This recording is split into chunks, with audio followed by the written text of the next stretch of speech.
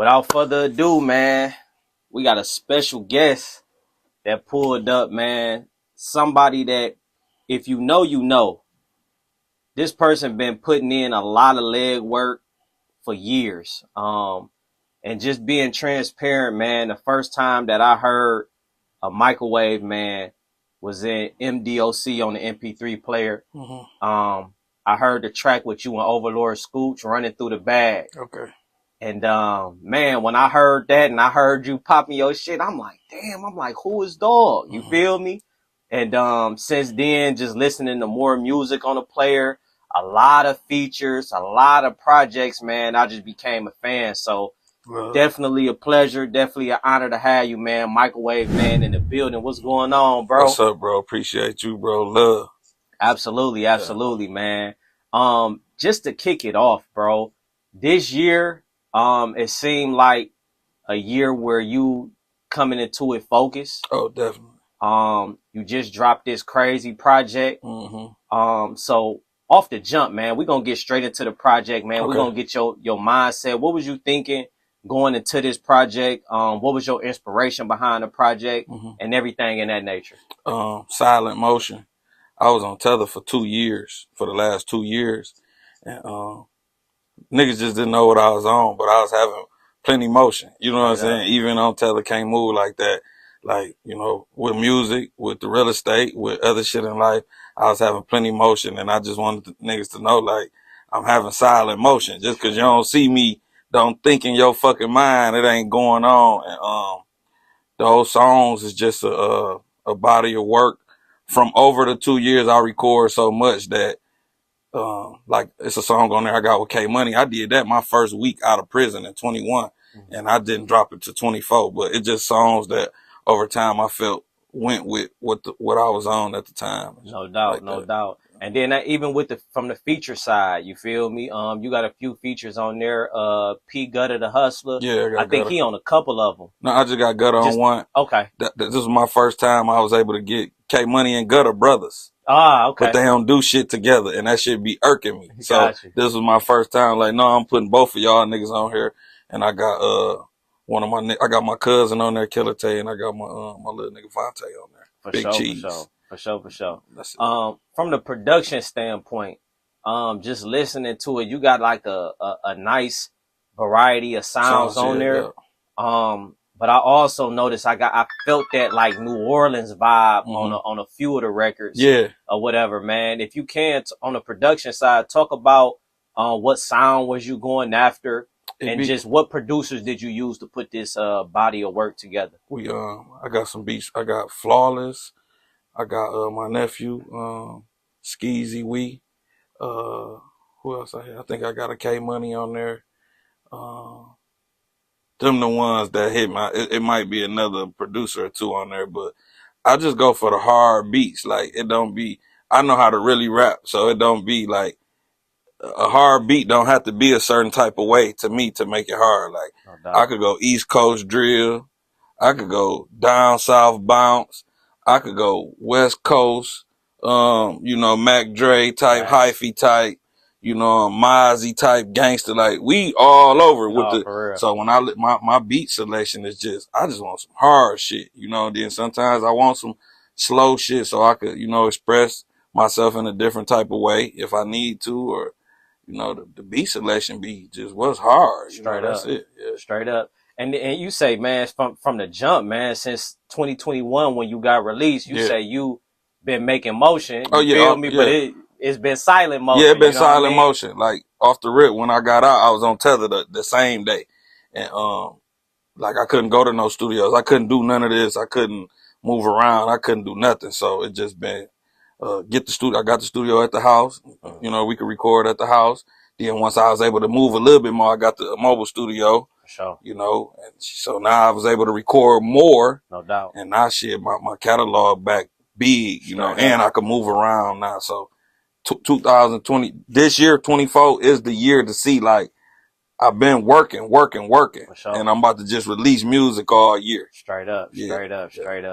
So if we can, bro, you know what I mean? We talked a little bit about, you know, the present and what you just did, man, but it's imperative for people to understand who Microwave is. Yeah. You feel me? As an individual. Mm-hmm. One thing about fan bases is that when you understand who a person is, it kind of Yeah. lock you in a little Definitely. bit better, in terms on the music side. You feel Definitely. me? So, we're gonna go back to the origin, man. Out of Inkster, but you also had, Detroit ties the whole time. Definitely. If I am mistaken, your father Yeah. is Yeah. from the east side of Detroit. Definitely. And your mom was out in Inkster. Inkster, Yeah. right? Facts.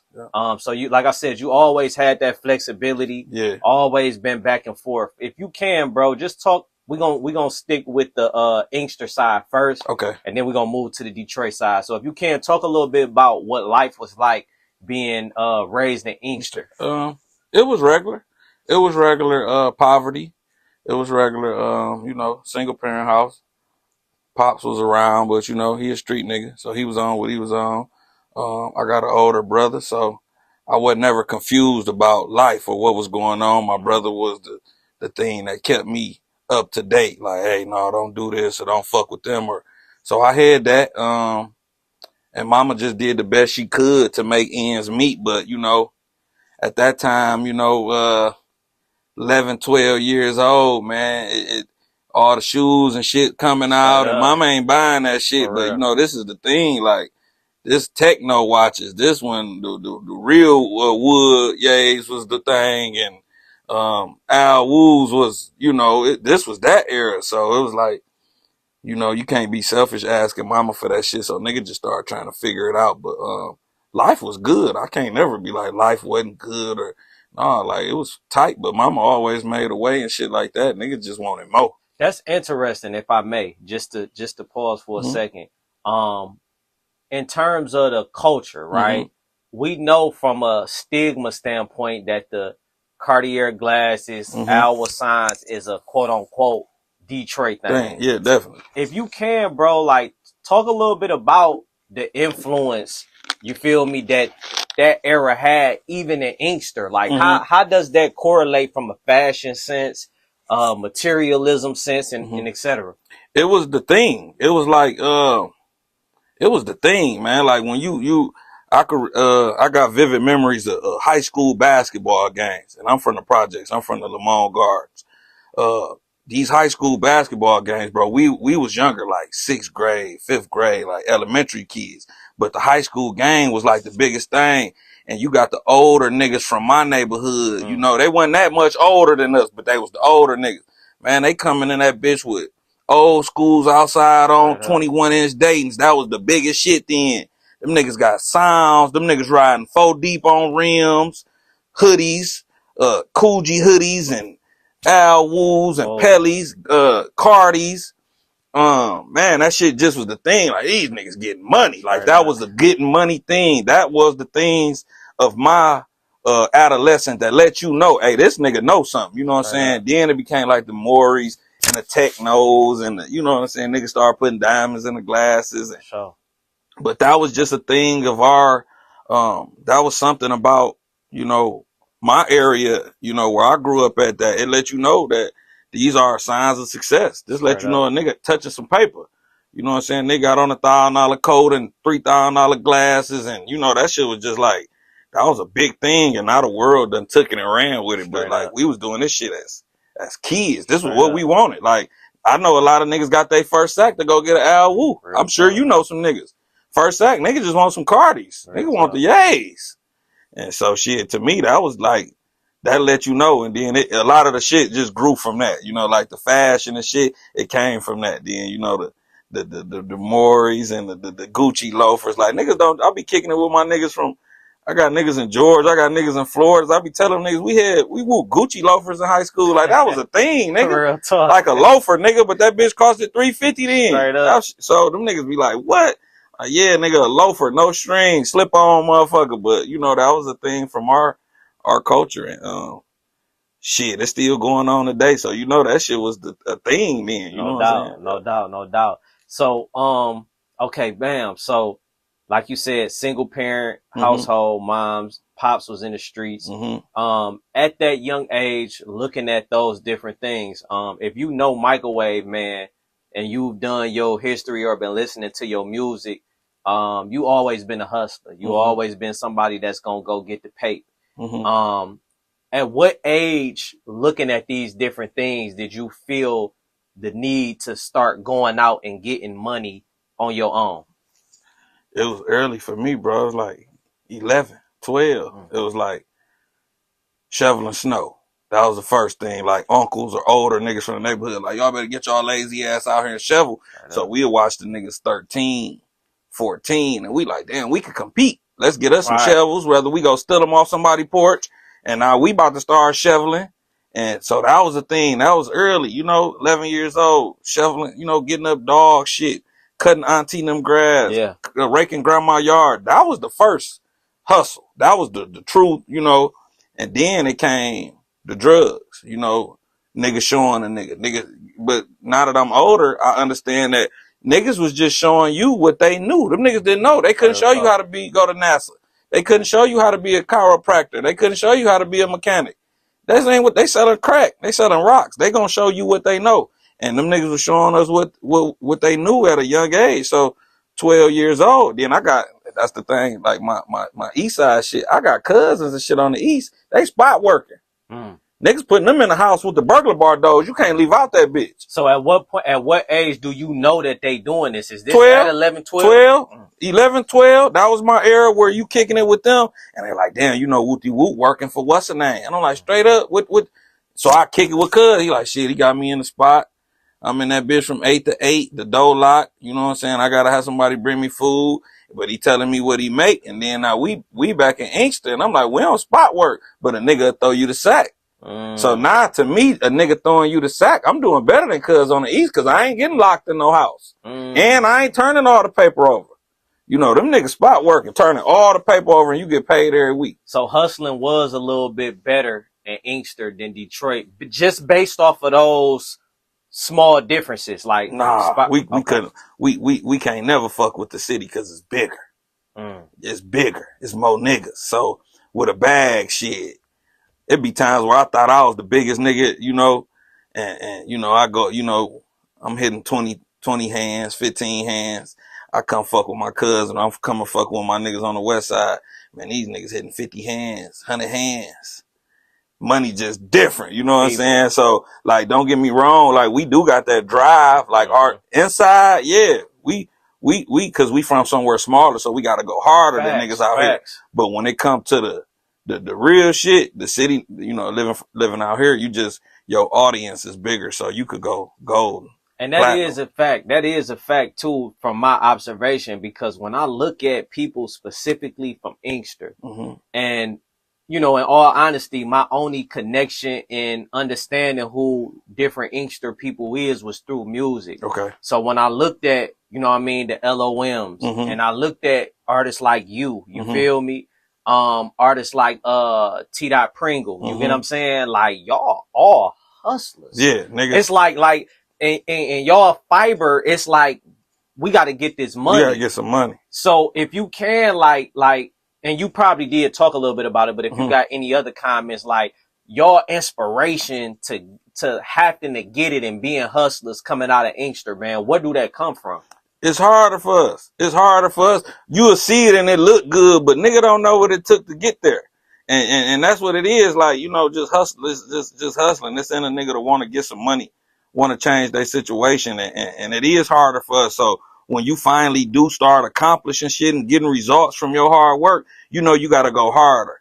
And then to be around the niggas who, and when other niggas acknowledge it, now you like, okay, I'm on to something. You ain't never gonna stop. Like, it's just something in our DNA out there. Like, a nigga ain't getting money, bro. I don't give a fuck what he got to say.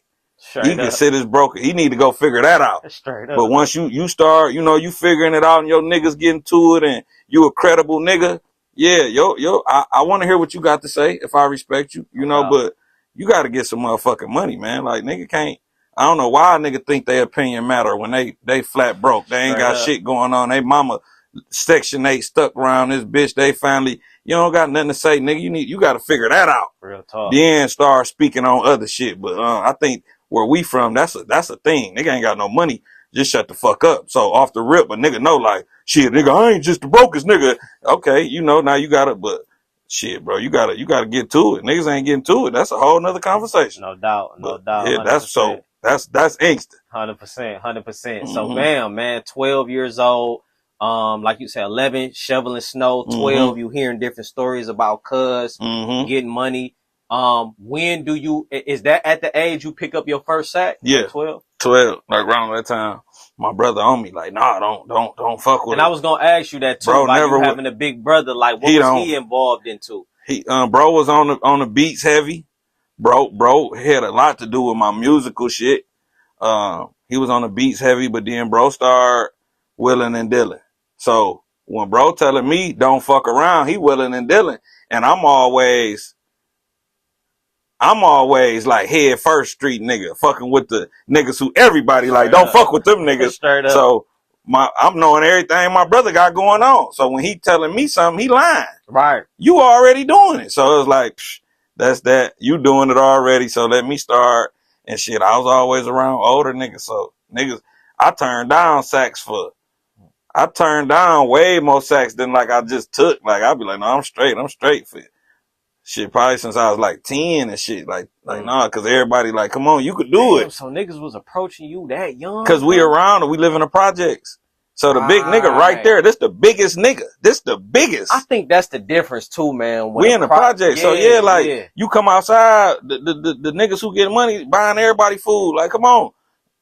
I got vivid memories of niggas buying everybody food, like all the time. Chicken wings, Taco Bell, McDonald's, feeding everybody, like, not on no shit. You gotta come get down just cause we from the projects. But you know these niggas got the bag. Straight up. This bitch going crazy all day, every day. So, you know, I just tried to stay away from it. But shit, it got to a point where shit, that was like the only thing that made sense, bro. What was your first opportunity? Real opportunity? To get some money? Yeah. My mama moved out the projects to across Michigan Ave. We call it across the Ave. My mama moved over there. So we moved from the apartments to a house. And this part of Inkster, it touches all the cities where the white people at. It's custos like zombies over there, like, and all of them got some money. It ain't the broke custos. It's the custos with off the car pull up and he got 200. Straight up. So it was just a young nigga, you know, riding a bike to the store and a nigga on you. You got a 50 and you got 100 and you like, nah. And it ain't take long for, you know, and I always was that old spontaneous, curious type of kid. Straight like, up. Yeah, you got to give me the money first. Nigga gave me the money. And I'm like, I could gank him, but I knew my man. I'm like, shit. I went and got it. Then it was double ups. Then it wasn't no half of balls and shit. Like an 8 ball was the smallest shit you could get then. So it's just double ups, and that was the first thing. Like, damn. For the listeners, just to explain, what's the difference? Because it's a lot of young people that may not know the difference between double ups. You feel double me? Up is so 9 days niggas sell half of 8 balls, hard or soft or dog, whatever the fuck. But back when I was a child, it wasn't no half of 8 balls. It was the smallest quantity you could get was an 8 ball. Right. So then you had to do a double up. You give a nigga $20, they give you $40 worth of work. Give a nigga $40, they do you $80 worth of work. And that went all the way up to 100 because the ball started at like 100 and some change. Right. So back then, boom, Custo got $100. He give you the 100. You ain't, nigga, you could go get a 20 dub or a 30 dub and pop them bitches in half. And boom. Straight up. He gotta take it. Straight up. You on a bike, he in the car, you get your dumb ass Straight on. Up. Straight so up. Boom, that was the first, like, boom, I just made a whole motherfucking $80. Coming home, and you know, like I said, my mama it was tight. My mama worked 3 jobs. So you come in our house, it might only be a loaf of bread and some lunch meat in that bitch, you know? Or some leftovers or some shit. So just doing that and being able to go to the store and get me and bro some shit, and you know, that you felt like you did something back, you know? For sure. So before you ended up going east, was your mom aware that you had began, you know, your journey in the streets and start making money? Like you said, you coming back home, being able to, you know what I mean, get food, get this, get that. Was she aware? Like a mother's intuition, yeah. But respect was on a million all the time. Like, I had to hide it from my brother too. So I didn't just have to have it. Bro gonna try to whoop on me. Bro gonna punch on the nigga. I gotta fight this nigga if he find out. How many years older was he? My brother 4 years older than me. Okay, yeah. So now it ain't shit. Yeah. But when back then, shit, when I'm 10, hell yeah. this nigga 14, he'll beat the brakes off of me. You get what I'm saying? But you know, so it wasn't just hiding it from mama, it was hiding it from bro too. So it was always respect. It was always like telling niggas like, bro, you can't come home my mama's house this late, nigga. Doubt. So when I was a little nigga, niggas coming behind and tapping on your window. Like you can't knock on this lady door. I think it was like after 9. Like my mama like, don't have none of them niggas come over here after 9. So anytime after that, you know, we on the house phone, hey nigga, meet me over there. Like right. It was a lot of respect on mama house. And but hell no, mama wasn't going for that shit, even when like she'd get on a nigga ass for shit, but you had to hide it. I stopped having to hide it when I started getting in trouble. Right. Cause I was like my father raised me like, nigga, if you lie to me and you don't tell me the truth, I can't even help you. So that was the thing. Like I was taught, like, even if I'm in the wrong, my father be like, nigga, tell me what the fuck happened so I could lie for you or whatever. Real talk. Even when with my mama and my daddy ain't around, I gotta tell her so she could actually help me. Real talk. So that's when I started getting caught, I started having to tell the truth. So she could actually help me. Absolutely. So let's pivot. Now let's branch off into, you feel me, Pop side, since you start talking about Pops and y'all relationship a little bit. Talk about when did you actually start going to Detroit heavy, and what was your relationship with Pops like, as you was just talking about? I'm a ping off of what I was just saying about my mama. That shit still ain't work, nigga. I went to placement at 15, but boom, with my daddy side of the family, like, nigga, I know my father. I ain't no nigga who don't know who their father is. I got a relationship with my father. I had a relationship with my grandmother, his mama. I knew all of his siblings. I knew they kids. So early on, like, we always went to the east side, like, single digits. Like, they remember me before I started remembering. Right. So, you know, I've been going out there my whole life, my whole existence. I still fuck with all my, you know, a lot of my cousins what on that area, side. if I may? The zone, the red zone, Gratiot, Harper. Later on, my grandma moved, you know, Chalmers, shit like that. But most of the time, it's just been a zone. They always live right in that area. But yeah, I always had a relationship with them. So looking at Pops, when you became conscious and aware, you said he was in the streets, you feel me? When you became aware, what was some of the things that you was inspired by from him, or like that just maybe made you a better hustler, or whatever the case it may be? What did you see over there?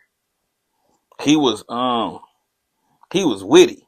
My old dude, a witty nigga. Like, he hip. You know what I'm saying? You know, I done smoked plenty buzz with my old dude. We done sip plenty drink and everything together. Like, my old dude is just like charismatic nigga. He hip, you know, clean nigga, slick talking nigga. Right. So that was one of the things that jumped out to me. But he was a gangster, like gangster shit. Like my uncle now, his brother, them niggas gangsters. Them niggas really did gangster shit. So hearing all that shit, and he taught us a different type of way. Like, niggas' father didn't teach them how my father taught me and my brother. Like, it was just, still to this day, I'll tell some niggas some shit my daddy taught me when I was young, and them niggas ain't never even, they heard that shit when they got grown, but just his way of looking at shit, like, that nigga cold. Was him just being open? Like, he wasn't really trying to, and I think that's the thing too, man. I think a lot of parents try to shield, you know what I mean? Try to shield their kids from the reality of shit. He was open for sure. And just like a realist, like what it is. Like, real, you know, talk. I know you're gonna do this shit anyway, bro. I know niggas gonna be on this and then on this. I just want you to know this. Straight up. You know, and just that was some cold shit. One of the coldest shit my old dude taught me was that line shit. That line shit. He like, bro, he made me a promise, like, bro, I never put my hands on you. You tell me the truth. I don't give a fuck what you did. You know, so at that point, shit, I ain't had no reason to lie to my daddy, nigga. Because there was no fear. He gonna get on my ass if only time if early on when a nigga did follower shit, you knew that wasn't it early. 8, 9 years old, you don't want to be no follower. No doubt. And just be smart, like think. Like, even when you do some dumb shit, like, damn, you didn't think. Real talk. So that was his thing, but that's one thing he don't lie. Straight up. Yeah. So fast tracking. Mm-hmm. We know at some point you ended up having to go sit down and do Fed time. But before you did Fed time, for people that don't know, you was touching hella paper. Yeah. You had properties. Yeah. You know what I mean? You was getting to it. Mm-hmm.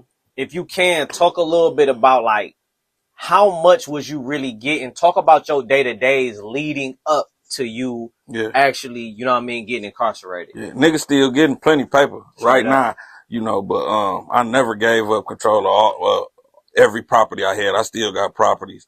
But so you wasn't that type that I'm about to get locked up, so I'm about to we kept all that shit. Damn. Put one in mama name, put one in the old lady name. Coldest. Partner ran one. Like, yeah, we ain't hell no. We worked too hard. This came from that. So no, we can't get this up for that. It's like going backwards. So no, I kept a lot of property when I went away, and shit, the day to day was just getting money, man. You know, we was fucking with with twerk. You know, it was going down. It was going down. So shit, you don't know. Some days don't be shit. Then some days it go ridiculous. You know. Then I had a name. I started doing music. That shit just blew shit up bigger. You know what I'm saying? That's when everything just blew it up bigger. Jury, the cars, that shit just made everybody coming. Ipsy niggas, Ann Arbor niggas, Southwest niggas. Like, nigga got the hood turned. So shit, on a bad day, it ain't nothing. You know, on a good day, shit, bro. What could you think of? Like, like shit. It's around, so everything a nigga want, they could get. Straight up. So shit, the good day, I can't even tell you, that shit. Ridiculous. Hell yeah, something a nigga will be happy with making in a year for sure. Damn. Hell yeah. Straight up. So speaking of it, you mentioned the music. A lot of people don't know that your musical roots like go back to like some serious legacy shit. Yeah. You feel me? For those who may not know, talk a little bit about your aunt. Talk a little bit about like what was the inspiration behind the music and like just how you got involved in that. I always had music in the home. You know, it was always music in the home. And my auntie, my mama, big sister, my auntie Wanda, R.I.P., she was the lead singer for the Marvelettes, the first gold group on Motown. This was back in '68. And if they don't know, that's the Hey Mr. Postman and Don't Mess with Bill. So just coming up, we all always knew about music. Like, auntie was on tour, and you know, you heard these legendary stories about auntie. And I think but the real, like, me wanting to mess with music, it came from my brother. It came from my brother making beats, and him and his little homeboys used to always just be rapping. And I used to see the song making process. But at the time they didn't know that, you know, but I'm paying attention like, damn, these niggas making songs.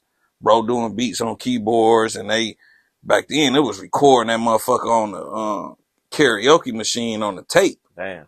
Making a beat on the keyboard, hitting record on the karaoke machine, recording the beat on the tape, rewinding the tape, and they song would be play the beat on the tape on the karaoke and rap to that bitch. And that shit was cold to me. That shit was cold. Like, damn, these niggas making whole songs. But at an early age, I understood the beat making process. Like, damn, you got to get the beat right to the. So back then, them niggas used to rap from when the beat started to when the beat finished. That bitch might be 8 minutes. Punching, none of that shit. So just learning it then, and then what I never gave a fuck about it. I never gave a fuck, because to me the rap niggas was the most cap niggas. Like, them niggas wasn't it where I was from. Like, niggas was capping. Niggas wasn't that. And then, you know, so, but with me, niggas was dropping and shit, and I was having paper. Like, fuck music. I'm seeing the rap niggas. What year is this, if you can remember? Man, this about 7, 8. 07, 08. I'm seeing these niggas can't fuck with me. Like, this at a time we going out every week.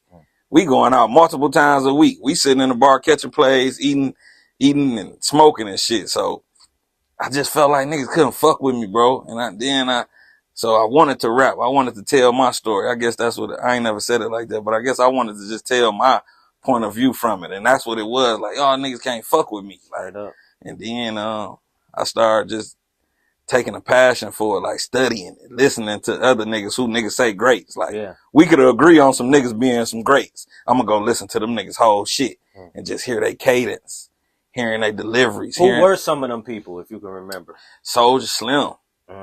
Soulja Slim at a young age. BG. BG was my favorite hot boy. Project Pat.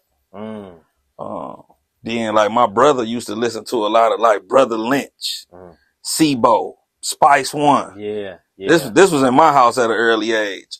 It's crazy because now I can see the gumbo. I can see the so mix that was that. Yeah. Then it was like just study. Then it was art. Then you know we got familiar with the later on. It was the Detroit rap scene that was popping. The Street Lords, the Rock Bottoms, the then way on. Then we had the Made West and the Lodge Boys. Like that shit took it to another level because like these niggas from the crib, these niggas from here, and just studying that shit, bro. I studied that shit. I'm a student. I studied that shit. So when I put that shit together, nigga, I'm going over my notes. I'm hitting on all this shit. Like, nigga, y'all niggas ain't on some gangster shit. Just cut that out. So I'm gonna hit on that. Nigga getting money. I'm gonna hit on the hustling shit. Fuck a bitch. I'm gonna hit on that. You know, I'm gonna give you. And that was my coming from where I came from. That was the plethora. That was the what they want. These are the categories: the women, the money, the gangster shit. You know, a little bit of the flossy shit. Straight up. That's it. Like we got all this shit. Like niggas really getting dropped for real, for real. Niggas got life. Niggas doing that shit. Niggas got all the money. This money, pull up, get it. Straight up. Like it was everything was there. So it was like shit. Let's do it. And I had niggas around me, like my niggas, like shit. It's us against the world. Like niggas ready to crash out. That was at that age. So it was like I felt like I had it. I just went with it. I was just one of the niggas like I talk about doing something. I'm gonna do it. I did that shit. Real talk. And now we're here. And so like even in talking about that, like when did like the city? I know your homeboys and stuff like that was in full support, but when did the city? I'm talking about Inkster in particular. And then talk about your transition because you did a lot of fucking work with Detroit artists. Definitely. Like, you know what I mean? You locked in with a lot of people. You feel me? From anybody you can name of now. Yeah. That's like at the top of the game, you've had an opportunity to work with. Yeah. Talk about first, when did Inkster like really get behind you? Like, bro, like this our champion. You feel me? And then your migration to doing music with Detroit artists. It was the city supported me for the most part from the beginning because the niggas who I was talking to at the beginning was the street niggas. Them niggas supported me in the streets. So with the music, it was like, I know you gonna fuck with me. I know you gonna support me because you niggas fucking with me. So that was that. But then like as a whole collectively, I'm gonna say it was around it was at my double disc when I that was the first time I started doing features with niggas. Cause my thing with features was this coming in the door. I don't want you listening to me cause I'm on a song with the poppin' nigga right now. Yeah. You know, no disrespect. Fuck that nigga. Yeah. Hear me for me. And I did that for 4 albums. And they was listening to me for me. But now I was like, we gotta step into the ring. We in the gym a lot. With these 4 albums, we in the gym. But I can't step into the ring until I start getting on the songs with niggas saying with the niggas saying the code is from where we from. Yeah.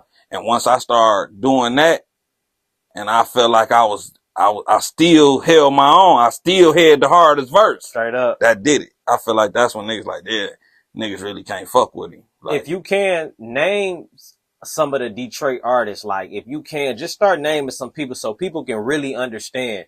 You sat down for what was about 9 years? 8 years. 8 years. So for a lot of people that may be watching this, a lot of people that do know, but then it's people that may not know. Name some of the artists that you work with. Back then, before I left, I worked with everybody who it made sense to work with at the time. I did music with the Doughboys from my relationship with Scooch. I got shit with Payroll.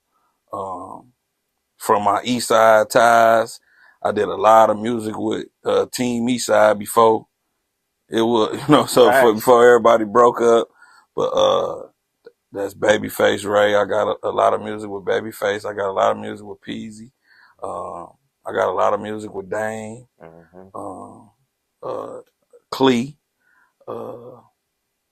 That came from that, and shit, it just been so many other artists Straight over up. the years. Like the that was all the city niggas, but like LOM, them niggas is like little niggas. They younger than me, so I knew all these niggas since they was like little, like kids, you Straight know. up. So Talk a little bit about their journey, if you can, just a pivot, looking at, you know what I mean, yeah, their journey and them build their rate way up the ranks and kind of damn near follow the same pattern. yeah, Because like when I first heard LOM, you know what I mean, listening to the MP3 players in there or whatever, like I heard them rapping with Detroit people and they talking yeah, that talk, the yeah, same shit. yeah, It felt like they was from the crib for yeah. real. I think I had a close relationship with Gutter, with K Money. Um, Me and Rudy down there related. Um, I knew Pills. I had a relationship with 80s. Mm-hmm. So I know everybody kind of personally. And so a lot of the shit that I was doing, like like when me and Gutter used to talk, we talk about music. Mm-hmm. Like, cause my opinion, the whole LOM shit was Gutter's sound. Mm-hmm. Gutter was the first nigga over there making beats. Mm-hmm. And like Gutter was making whole songs like at a super duper young age. And then when he got with everybody else, they came together and everybody brought their different strong points. And that's how they got to where they at. But yeah, I shared a lot of the ideas and they watched this shit work for me. They watched this shit actually work for me, and now my name is being brought up with the other niggas who, you know, and hell yeah, I know that they seen that shit in, and I'm not saying that that's the reason niggas did it, No, but absolutely. they seen that shit work. That shit It worked. worked for them too. For Definitely real. did. So when niggas start talking about groups of this gen, yeah, they gotta say them little, they gotta say them niggas, boy. No, you that shit gotta was mention hell LOL when yeah. you talk And, about, even when you mention, and at this point, man, we so locked in, like from Detroit to goddamn to Inkster to Flint to all of these, we so locked in that at this point, a nigga can damn near start making lists, right? And just putting everybody in the same pool. Yeah. You know what I mean? Sure. Because our sounds all resemble. It is. You know what I mean? It's all linked in or whatever. So, all right. So, bam. You're going crazy. The music is doing good. But you end up having to sit down. Yeah. If you can, like, did you know that an indictment was about to come down? Did you know? Like, just talk about that day. That it ended up happening and just the time leading up to it. Did you feel it coming? For a while it was just spooky shit. Spooky shit happened for years, like spooky shit to where niggas would know, like, oh shit, you know, like it was a lot of spooky shit going on. Niggas was telling and shit. And you don't know. I think in your mind, like being conscious, you like, damn, you know what come with this shit. You ain't knowing what it's about to be. But at a point, it was like, keep going or do something else. And to do something else would have been at the time, my mind, I guess my mind wasn't ready to go somewhere else and start from the ground up and try to get some shit going to where, you know, just regular life shit, some shit to where I could make me $5,000 a month, $4,000 a month. Like my mind wasn't there. It's like, fuck that. I got this shit going, nigga. This shit going crazy. Like niggas back that was niggas buy my phone type shit. You know what I'm saying? This shit going so crazy. So it was like, and it's funny that you said that, bro. I want you to keep your thought. Yeah. Because, bro, I know people that done got killed for their phone. Oh, for sure. That was that era. Don't touch nothing else, but a nigga will whack you and take your phone just because they want your shit. But that's where I come from. Like, nigga, the niggas who out, man, niggas couldn't fuck with niggas' phone. Like, I'm talking about $100,000 phone, $50,000 phones, and nigga like, bro, you gonna make that bitch back in no time type shit. But you know, so I was like, man, fuck that, and I just kept going, man. I kind of knew it though. I kind of knew it because then I was obsessed with all the motherfucking gangster stories, all the shit. I be watching that shit, and then so you knew it. Like, man, it's only one way this shit gonna go. Straight up. It's going this way or this way. I know it ain't going this way because I'm on that. So it ain't going this way. it only could go this way. Right. Like, it only could go this way. Like, that's what I used to talk to myself. Like, so when it did happen, it was like, shit, this what come with it. It ain't nothing. So you say you was prepared mentally, like, you know what I mean? After, like you say, watching all these stories, knowing the history of other people. You accept it. Mm-hmm. You accept it, but hell no, I just had a son. My son was 2. I had a little, my son was a fucking baby still. So, nah, knowing that, hell no. If I'd have knew I was gonna have him, I probably would have quit it a couple years just to like, fuck that. I gotta, but how the higher power worked, I had him, my grandma died, and I went to the joint. So, you know, I was prepared to deal with it once this was my reality, but like, did I prep for hell no? Like, it was like, oh shit. And shit, you know, it just was time to go do that now. Straight up. But shit, you know what come with being in the street. So then, like, that wasn't my first case. Like when I went to the feds, that wasn't my first time catching the case. Like, I know how this shit go. I done had all kind of lawyers and beat shit at trial and everything by the end. So it was. So did you already have a lawyer like already paid that? Nah, I ain't know no feds was coming. Right. You know? Right. Facts. I ain't think it was gonna go that. Facts. But then when I sat down, like when I got in there kicking, nigga, you knew you was going fed, nigga. You had this and had that, and you know, but I guess I was that though. I guess I was big enough for them bitches to come. Straight up. You know, I'm thinking motherfucking Frank Lucas and motherfucking Rayful Edman. That'd be crazy how like when you win it, you don't even really realize how much of an impact you really have to even really get on their radar. On a cocaine conspiracy. Yeah. Like my shit, a cocaine conspiracy and a pole. And so it was like. And it's interesting how your shit is because it's like, a nigga ain't even really catch you red-handed type shit. They didn't, but that's what a nigga got. When you out here, you got to be knowledgeable about how them people work. You ain't got to get caught red-handed, bro. Knowing what I know now, bro, nigga coming here with that shit, hey, bro, y'all got to wait till I'm about to leave or, you know, let me go because I can't be around it. Before I do it, I got to be able to be to that trial, bro. That's how my mind thinking. You walk in this bitch with that shit, something happen and they come in here, my chance of beating that at trial ain't strong because you in the same vicinity with me. Now, if you outside or, you know, I think that's how I think. Real tough. You know, something happens, shit, nigga, worst case scenario, we got to go to the box. Hell yeah. We got to be able to beat it. So shit, back then, I thought if you didn't get caught with it, you know, or if you didn't no controlled buys or you ain't served no niggas who, you know, working, you know, some shit like that, like how could they get you? Shit, that ain't how they got me. First day in the feds or like just going through that process when you touch down of, you know what I mean, on the yard, man. Talk a little bit about it. Shit, it was, when I got to prison, I was happy because I had been in, all the county jails. I went to like 5 county jails. I was at my island, the detention facility for 2 years. So when I got to prison, bro, I hadn't been able to go outside and get sunlight on my face. You can't drink pop.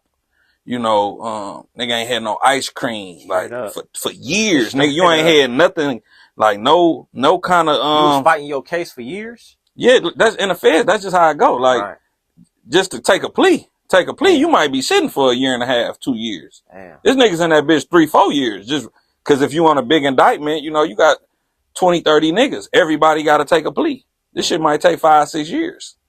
So, you know, just going through that. When I got to prison, I was happy. It was December 6th. I'll never forget it. My son's birthday, December 8th. I touched down 2 days before his birthday. And then, you know, in the feds, you flying in. You gonna fly in, then they gonna drive you to your joint.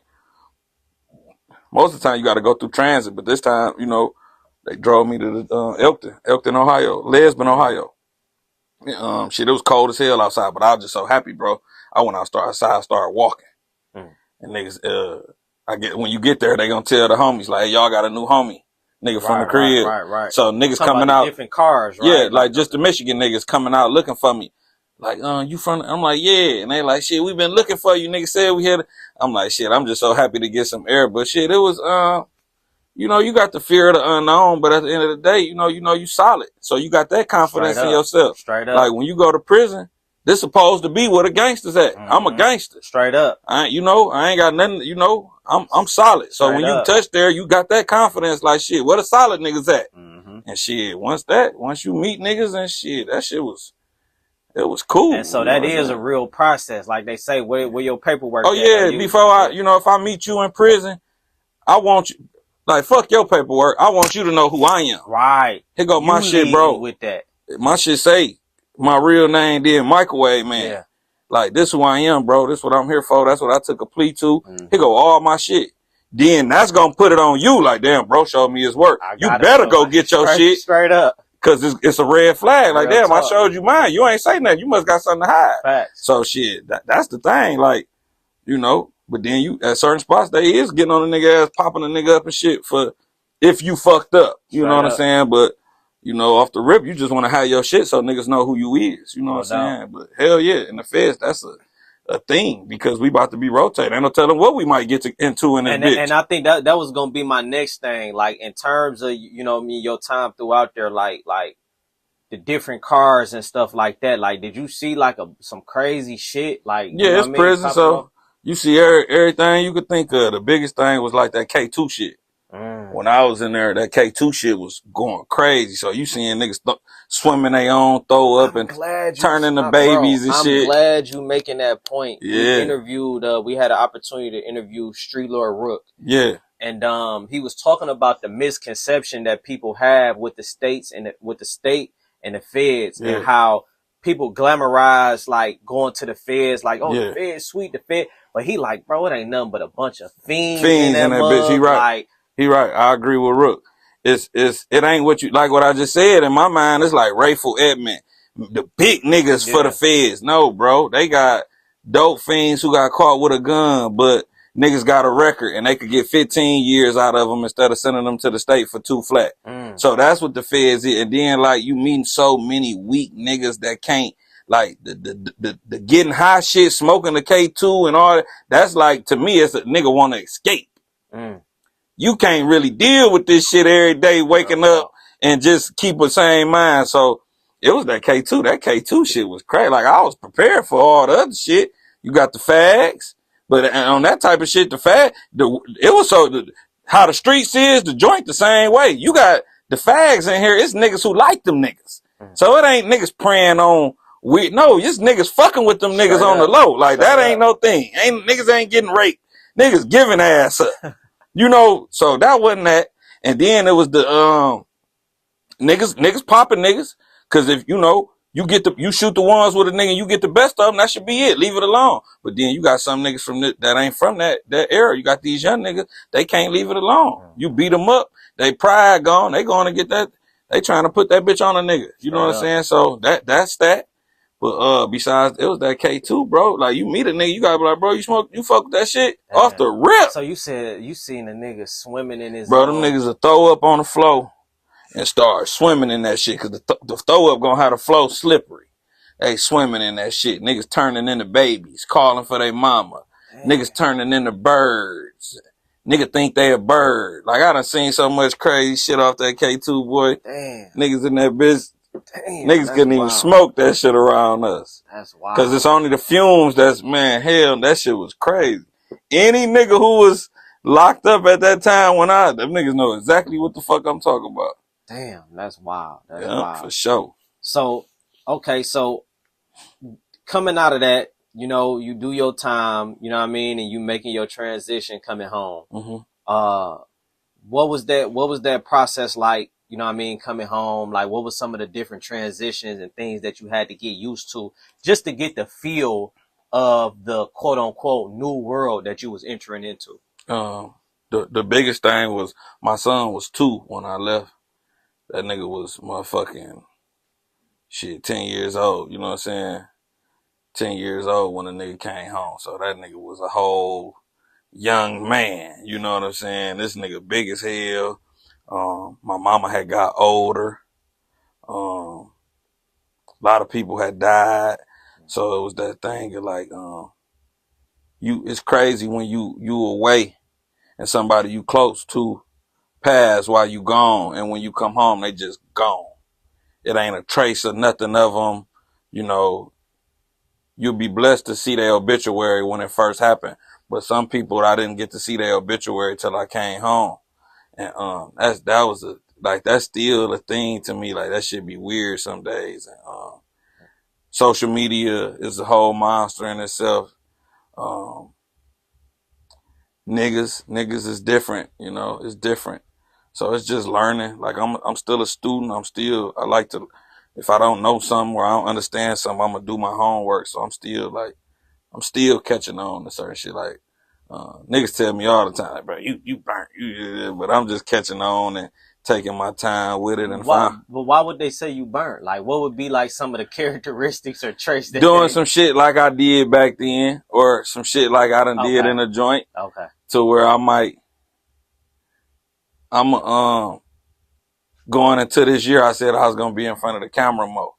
I ain't fuck with the camera, for sure. you know. So I was always that mysterious, sneaky nigga. Like, so I still do some shit like from back then where we was also, and niggas be like, bro, why you do that, you know? Straight up. But just shit like that. My way of thinking. But I like my way of thinking because it got me here. And I don't like to play with my like shit that I know, my intuition type shit. But just, you know, niggas will say I'm burnt out from shit like that, or you know what I'm saying. No, for sure, for sure. No, I don't want totally I don't understand. like my pants too motherfucking tight. You know, Straight these up. niggas think because they spent 2,000 on the pants and they tighter, they fresher. That shit look gay to me still. I ain't wearing no big ass shoes because they cost 3,000, and them bitches look. I ain't doing it. I don't give a fuck how much they cost. So you burnt, bro. You gotta get. You No, need to I get don't. hit to the No, fashion. You need to, no. yeah. I ain't wearing no fucking choker chain. I don't give a fuck how big the stones is. That bitch like, I don't, that shit gay, you know? So they gonna say I'm burnt for all type of shit. Straight You up, know what I'm man. saying? But hey. Straight up, man. Well, man, like, you know, like I said, man, this year, bro, Yeah, man, you know, I'm excited, bro. I for ain't gonna sure. lie to you. Like being a fan, bro, and even just, you know, hearing your story. Like I like a part of the reason why I do this is because I like history. Yeah. You feel me? So I consider myself a historian. You Okay, feel for me? sure. And so just to sit down with you and just walk our way all the way up to now, it kind of make me even more Yeah, of a fan. You know what I mean? It for makes me sure. even more like, damn, I can't wait to see bro Yeah, next moves. You for feel sure. me? So definitely looking forward to it, Yeah. man. The people tap in, man. Silent Motion. You know what I mean? New Definitely. project that just dropped maybe like 5 days ago or The bitch so. fresh. Fresh out, Yeah. a bunch of bangers on there. Mr. Microwave, man, that's my favorite song Okay. on there. And another. Another. With Yeah, gutter. Okay. yeah, that's another one of my favorites on there too. So if you can, bro, just tell the people, man, what to expect, what to be looking for. You feel me? Throughout the year, it's still early, so throughout the year, tell them what to be looking for. I'm doing 4 solo projects. I just dropped the first one. I got 3 more ready to go. I'm supposed to have like 2 collabs also. That's all this year. If I don't do them collabs this year, I probably ain't gonna do them. Just working, bro. Visuals, staying in front of the camera mode, interviews, being where I need to be. You know what I'm saying? And stay away from where I don't need to be. No doubt. And, shit, just keep grinding, bro. I like what you doing, bro. I like the platform. Like I told you, I did my homework. I looked at it and I liked it. The interviews that you had on there, liked it. The question you was answering. So that was my that's what gravitated to me. You know, me to you. Yeah. But just keep grinding it. Shit, it's a grind, bro. This shit don't come easy. Some niggas it come easy, but I don't think it lasts long when it come easy. Like to me, it's still a joy in the long grind. Cause when your shit start going right, you can have that shit forever. Real tough. You know, so that's the point to me. Would just keep grinding, and it's gonna come. You know, but that's it, man. We working, man. Microwave and shit, man. Staying focused, man. Staying away from the bullshit.